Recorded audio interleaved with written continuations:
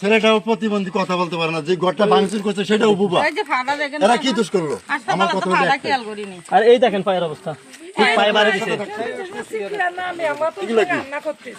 আমরা দুইজনে ফিরে রাখতে পারি, এরা তো এগুলো মারা ফেলাতো। যখন ওদিকে দৌড়ে আসে তখন এরা মারা ফেলাতো। আমি আর শুরু না থাকলে তো মারিয়ে ফেলাতো এরা।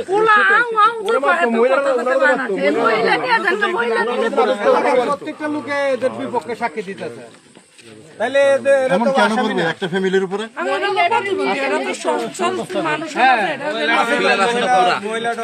মহিলারা নিতে কম।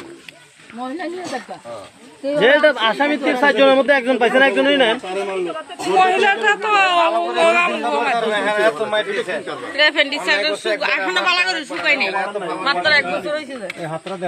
বাইরে এসে তো দেখেন,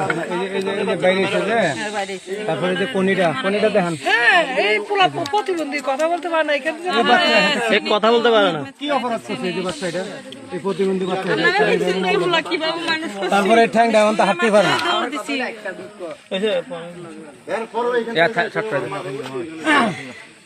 এলাকার সব লোক যেহেতু সাক্ষী দিতেছে, তাহলে এখানে তো আসামিকে